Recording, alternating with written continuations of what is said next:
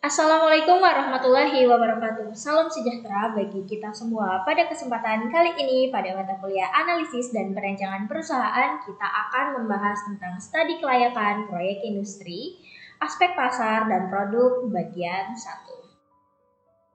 Proses pengkajian aspek pasar meliputi yang pertama ada menilai situasi, yang kedua ada program pengkajian, yang ketiga ada mengumpulkan data dan informasi, dan yang keempat ada analisis dan peramalan.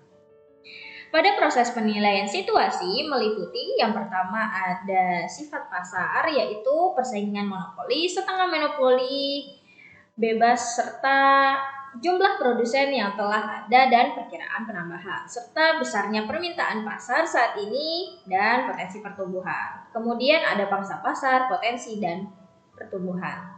Selanjutnya, ada perilaku konsumen meliputi lapisan masyarakat pembeli, sebab atau dorongan dan motivasi untuk membeli, kapan dan di mana, volumenya berdasarkan musiman atau relatif tetap, serta membelinya di toko, di pasar, atau di pabrik berdasarkan pesanan atau agen.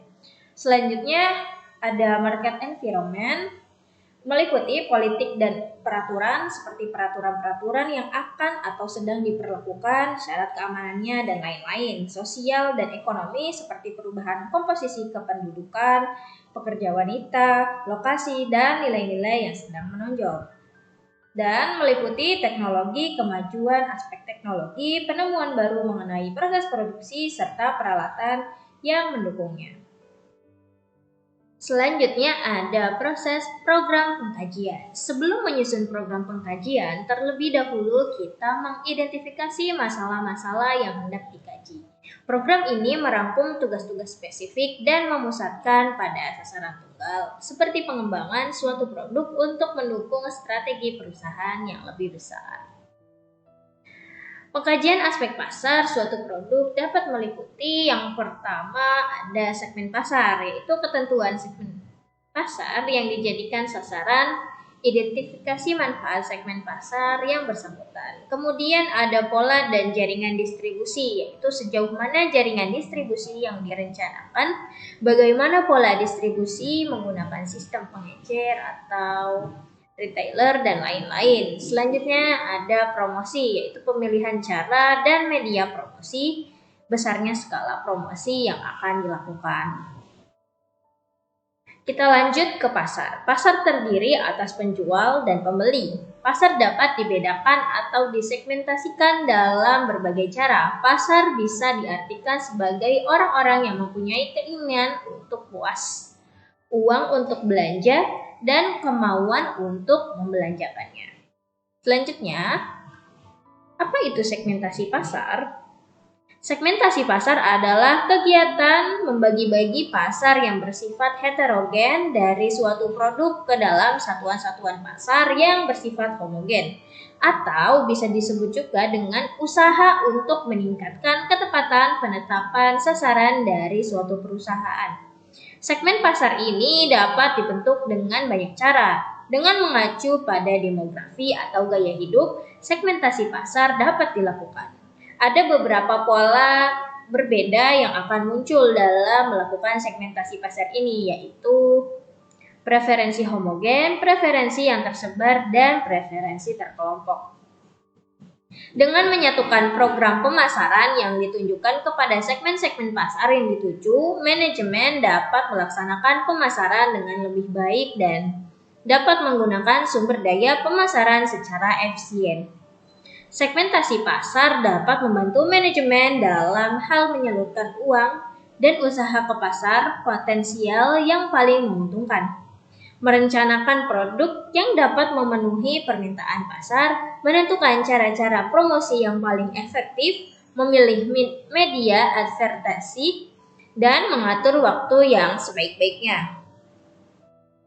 Dalam melakukan segmentasi pasar ini juga perlu suatu alasan yang cukup baik, misalnya adanya pasar yang bersifat dinamis dan adanya pasar untuk suatu produk tertentu. Akan tetapi tidak semua segmentasi pasar yang dilakukan efektif. Dengan demikian perlu suatu upaya agar segmentasi pasar yang dilakukan itu berjalan sesuai dengan yang diharapkan. Perusahaan yang mengidentifikasi segmen pasarnya harus bisa mengevaluasi berbagai segmen dan memutuskan berapa banyak segmen yang akan dimasuki. Ada dua faktor penting yang mesti diperhatikan dalam melakukan evaluasi segmen pasar, yaitu yang pertama ada daya tarik segmen pasar secara keseluruhan dan sumber daya perusahaan. Setelah evaluasi dilakukan, perusahaan kemudian mengambil keputusan seberapa banyak segmen yang akan dilayani. Pada tahap evaluasi ada beberapa hal tambahan yang dapat dijadikan pertimbangan untuk memilih segmen, yaitu pilihan etika atas pasar sasaran, interrelasi dan segmen super, rencana serangan segmen per segmen, dan kerjasama antar segmen. Selanjutnya pada proses pengumpulan data dan informasi.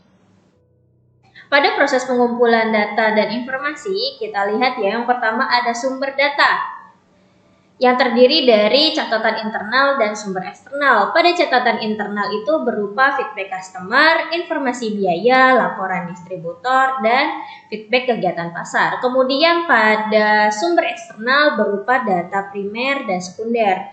Pada data primer adalah data yang dikumpulkan untuk keperluan pengkajian khusus. Proses pengumpulan, pencatatan, dan jenis spesifikasi ditentukan oleh pemakainya.